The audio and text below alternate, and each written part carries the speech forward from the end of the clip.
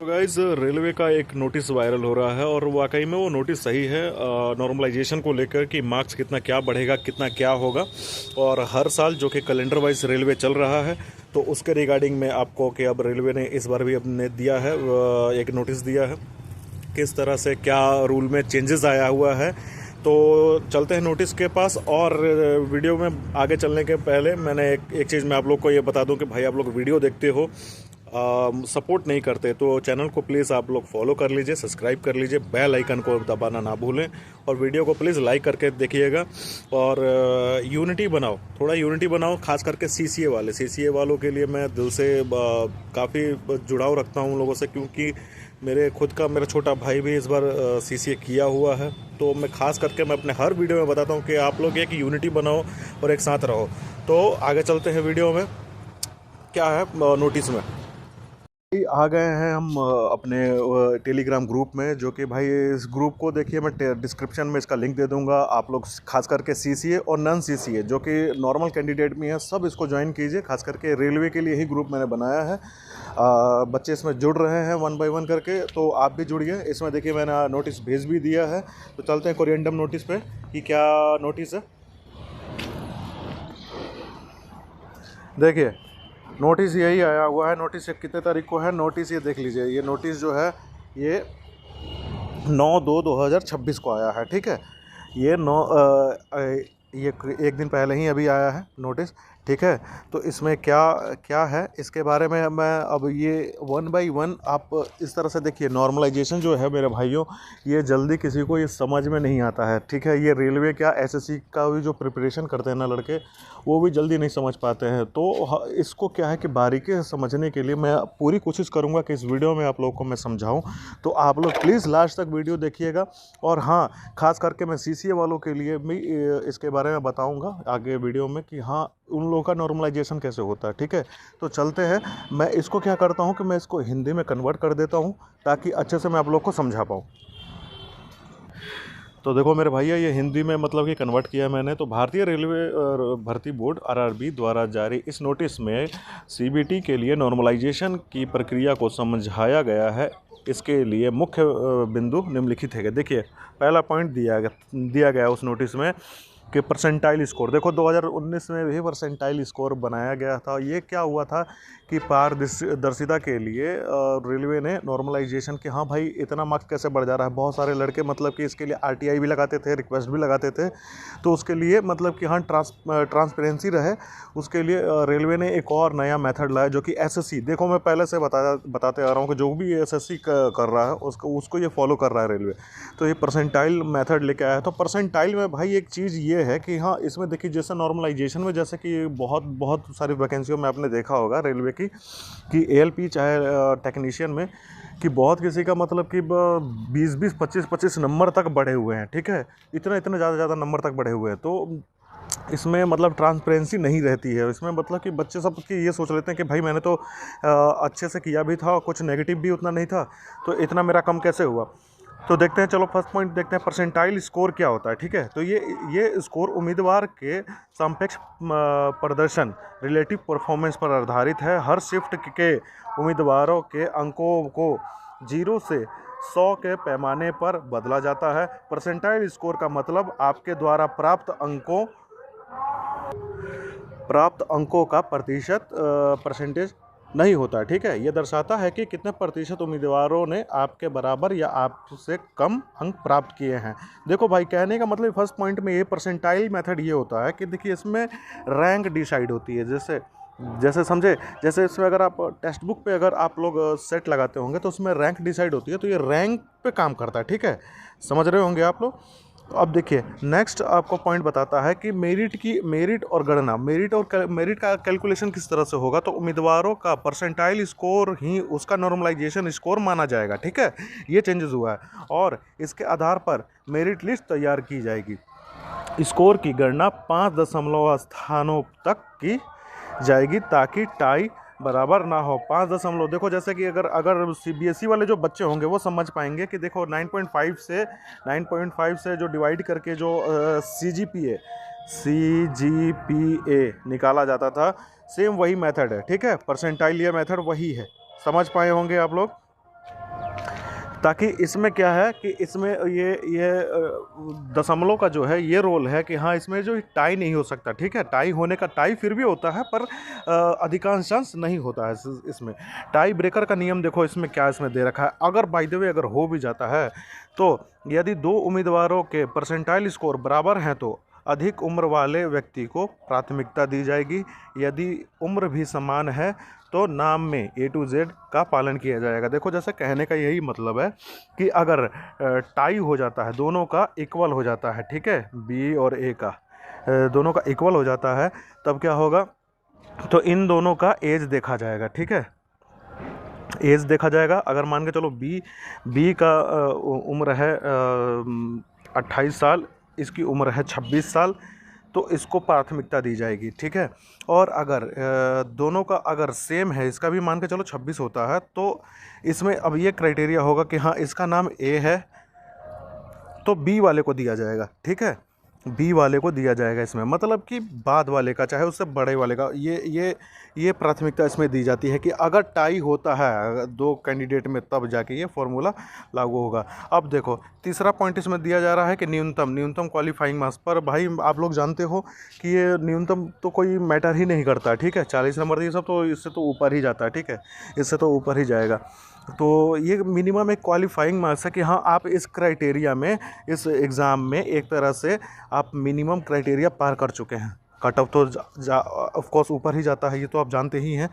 अब देखिए, अब इसमें क्या है, बेस शिफ्ट। देखो मैंने एक अपने वीडियो में, मैंने CCA वालों के लिए जो मैंने वीडियो बनाया था उसमें मैंने बताया था कि देखो ये नोटिफिकेशन में ये शो आउट भी कर रखा है कि बेस शिफ्ट पे भी बेस शिफ्ट मायने रखेगी कि बेस शिफ्ट से कितना नंबर बढ़ेंगे। देखो बेस शिफ्ट वह शिफ्ट जिसमें सभी शिफ्टों की तुलना में सबसे अधिक औसत अंक हों और जिसमें औसत उपस्थिति का 70% या उससे अधिक हो, ठीक है। न्यूनतम योग्यता अंकों की जांच करने के लिए परसेंटाइल स्कोर को नॉर्मलाइज मार्क्स में बदलने हेतु इंटरपोलेशन फॉर्मूला का उपयोग किया जाएगा। जैसे कि देखो इसमें यह है कि सारे शिफ्ट, जैसे अगर मान के चलो 90 शिफ्ट्स होती हैं, तो इन 90 शिफ्टों में मात्र एक सीट को निकाला जाएगा जो कि सबसे बेहतर की गई होगी, समझे, यानी उस सबसे बेहतर किया गया होगा, उसमें उपस्थिति भी सही हो, यानी अटेंडेंस भी सही हो, और मतलब कि उन सारे 90 शिफ्टों में से एक शिफ्ट में अच्छा एवरेज मार्क्स निकला हो, ठीक है, एवरेज मार्क्स निकला हो, उस शिफ्ट को, सिर्फ एक शिफ्ट को उनमें से एक लिया जाएगा, समझे। इसमें से देखो ये फॉर्मूला भी दिया हुआ है, गणना का सूत्र, परसेंटाइल स्कोर निकालने का सूत्र दिया हुआ है, समझे, जो रॉ मार्क्स जो निकलेगा उसको इस तरह से मल्टीप्लाई करके निकाला जाएगा, समझे। तो ये इस तरह की गणना दी गई है इसमें, समझे, इस तरह से निकाला गया है। अब देखो मैंने इसका फॉर्मूला भी निकालने का कोशिश किया है कि ये फॉर्मूला काम कैसे करता है, ठीक है। तो देखो इसमें क्या है कि यदि आपका परसेंटाइल स्कोर बेस शिफ्ट में नहीं है, समझे, बेस शिफ्ट मतलब कौन सा, जो कि एक, जैसे मैंने आपको बताया कि वो 90 शिफ्टों में से एक शिफ्ट को निकाला जाएगा जिसमें उपस्थिति भी, अटेंडेंस भी सबसे ज़्यादा होगी, और एवरेज मार्क्स भी सारी शिफ्टों में से ज़्यादा होगा, अच्छा होगा, उस शिफ्ट को बेस शिफ्ट में निकाला जाएगा। तो उसका ये परसेंटाइल स्कोर देखो कि क्या बोल रहा है कि यदि आपका परसेंटाइल स्कोर बेस शिफ्ट में नहीं है तो आपके अंकों को बेस शिफ्ट के अंकों के बराबर लाने के लिए फार्मूला का उपयोग किया जाएगा। जैसे देखो अगर आपका नहीं है तो जानते ही नॉर्मलाइजेशन का मेथड ये है कि हाँ सबको एक समान करना, सबको इक्वली करना, ठीक है, ये इक्वली करने का मेथड होता है। तो देखो ये फॉर्मूला है। तो देखो अब ये नोटिस पे चलते हैं कि नोटिस में ये y2 y1 क्या है और n क्या है, ठीक है, एक बार नोटिस पे चलते हैं। तो देखो भाई नोटिस पे आ गए हैं और देखो नोटिस में मैंने यही बताया, देखो यहाँ पे बेस शिफ्ट का फॉर्मूला दिया हुआ है n = y2 - y1 divided by x2 minus x1, ठीक है, इंटू x माइनस x1, ठीक है। ये आपको ये फॉर्मूला दिख रहा है, ठीक है। ये n मतलब नॉर्मलाइजेशन मार्क्स है, x2 मतलब immediate higher percentile score in base shift. देखो जैसे बेस शिफ्ट में x2 जो है वो बेस शिफ्ट में हायर नंबर लेके आया है, मान के चलो हायर नंबर जो हो जाता है वो 85 हो जाता है, ठीक है। ये 85 हायर नंबर है, ठीक है, उस बेस शिफ्ट का, ठीक है। तो ये चीज़ देखा, ये x2 को दर्शाया गया और x1 को दर्शाया गया है कि x1 is immediate lower percentile score in base shift. उस बेस शिफ्ट में लोअर नंबर, जैसे मान के चलो लोअर नंबर 48 हो गया, ठीक है। तो ये x1 वो हो गया, ठीक है। अब y2 को क्या बता रहा है कि y2 is marks corresponding to x2 percentile score in base shift, ठीक है। अब ये बता रहा है कि ये एवरेज मार्क्स को दर्शा रहा है, ठीक है।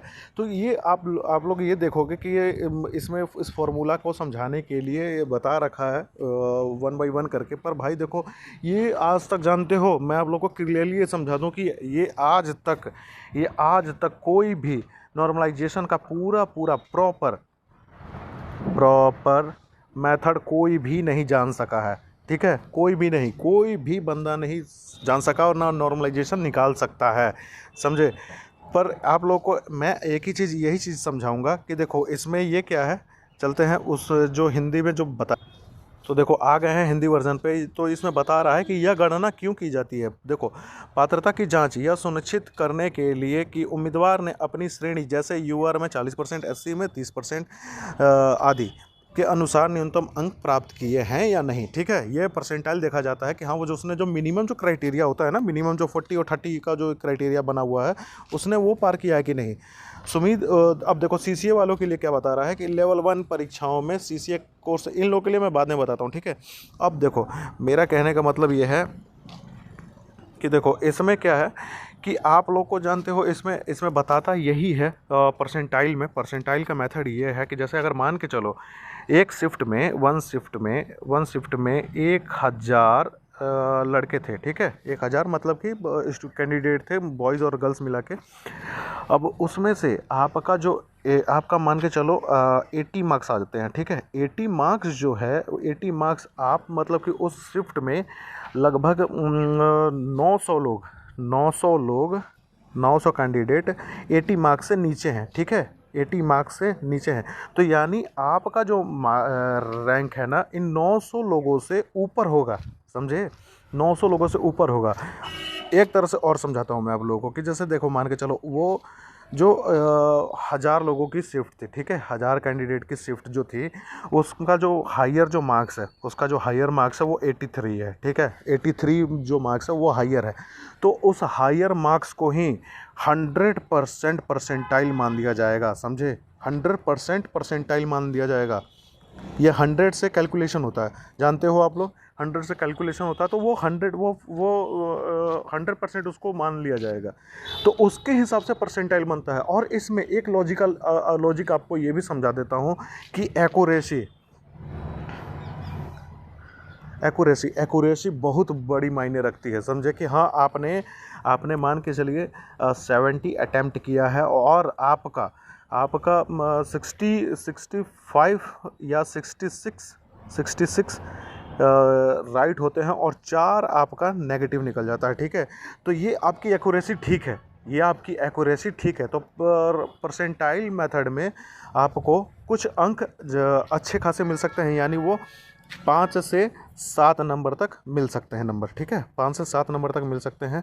अब भाई देखो परसेंटाइल का ये मतलब हुआ कि परसेंटाइल में आप लोग को मैं नॉर्मली से बता दूं कि परसेंटाइल में आप लोग का ये कोई 22 से 25 नंबर नहीं बढ़ते, ठीक है। इसमें ज़्यादा से ज़्यादा 10 से 12 नंबर तक ही बढ़ पाएंगे, इससे ज़्यादा नंबर नहीं बढ़ेंगे। आप लोग देख लेना, ठीक है। ये मैंने देखा है, हम लोग एग्ज़ाम देते आ रहे हैं, हम लोग जानते हैं इसके बारे में भी। मैंने पढ़ रखा परसेंटाइल के बारे में, और चाहे मैंने और सारे एग्ज़ामों में को भी फॉलो किया है कि परसेंटाइल में इतने ही नंबर बढ़ पाते हैं, इससे ज़्यादा नंबर नहीं बढ़ पाते।